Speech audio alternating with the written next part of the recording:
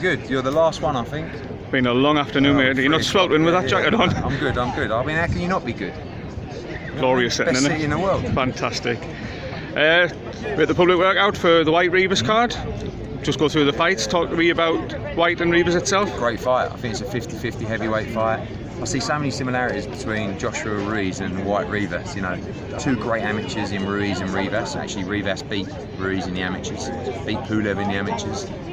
Both much better schooled than Joshua and Whyte. Everybody looking past it, like they were for the Joshua fight. Mandatory positions, Wilder Fury, and two guys that are absolutely obsessed and possessed with trying to get the win in Rivas and in Ruiz. So I think it's really going to be a very, very tough night's work for Dillian Whyte. I think it's going to be a war. I know you mentioned the mandatory position. Does that make it an even more of a banana skin for Dillian? He just has to win this fight, and he's a mandatory, so that's always been the aim. It's an even bigger carrot. I think Dillian's not really concerned about that right now. He doesn't want to make the mistakes of overlooking Rivas, so he doesn't even really want to talk about that. He just knows that he just has to beat Rivas on Saturday. One of the advantages of going last week here, your answers from the other questions. You said if you're looking at May 2020, Dillian would fight Wilder, providing Wilder keeps his belt. May 2020 is the deadline for that fight. People say, oh, it's a long time away. It's not really. You know, we would have another fight in November, December, and then he's there. So just the key is becoming mandatory. We know in boxing some things can change, but once you're a mandatory challenger, at least you're mandatory challenger.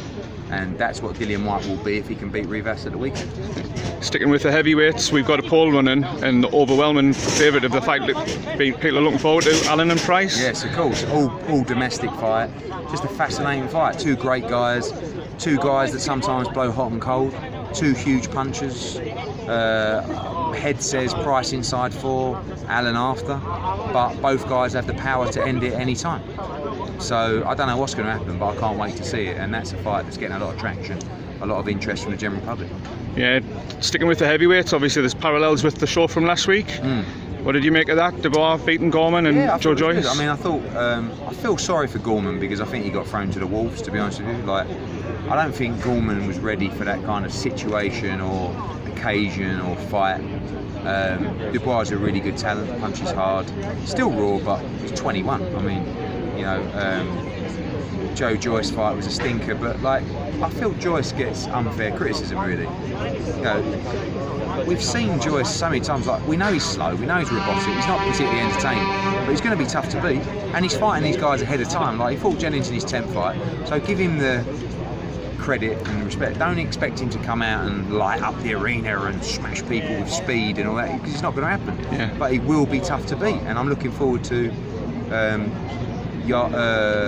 Dubois against Joyce. That's going to have to be next, and that's a great fight. I know it's a question you'll probably get asked time and time again, but is there any bridges still available on any Hearn-Warren heavyweight matchups? Yeah, I mean, I think that when you look at the two stables of heavyweights, they've got Fury, Dubois and Joyce. You know, 3 really good heavyweights. We've got Joshua, Usyk, Whyte, Hrgovic, Gassiev, Hunter, Takam, Chisora, Povetkin, Parker, a couple more as well. So, you know, I think we're doing all right, but we need to make those guys fight each other. You know, so, but they have, I mean, Joyce is Joyce. Joyce is 34, 35 years old.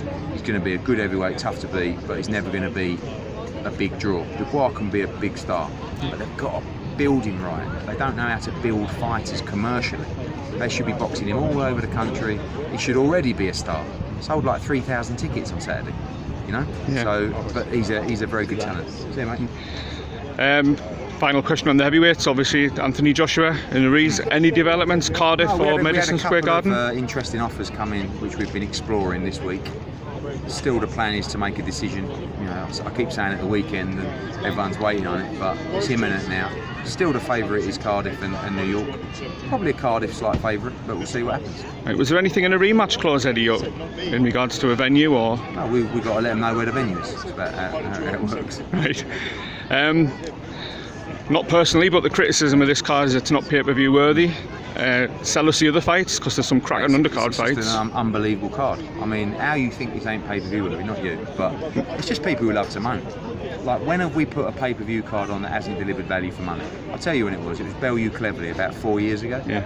And by the way, that also had DeGale, Groves, Quigg, McDonnell, Joshua, etc. on that card. So, you know, when you look at this card, Whyte Rivas is just a brilliant heavyweight fight. It's going to be a war. Allen against Price, God knows what's going to happen in that. It's a 50-50, all British, bust up. Yeah. Chisora Spilka is a brilliant fight. Brilliant fight. Riakporhe against Billum Smith is another brilliant fight. Even Dan Aziz against Charlie Duffield at 6 o'clock is going to be an absolute tear-up. Lawrence Okoli, Dalton Smith. Just unbelievable value for money. And once again, people will watch on Saturday night and they will say that was an unbelievable card, and then we'll do another one and they'll all moan again, and you just get on with it and you know, enjoy the show. Absolutely. Eddie, we'll catch you at the press conference tomorrow. Thank you very much for your time.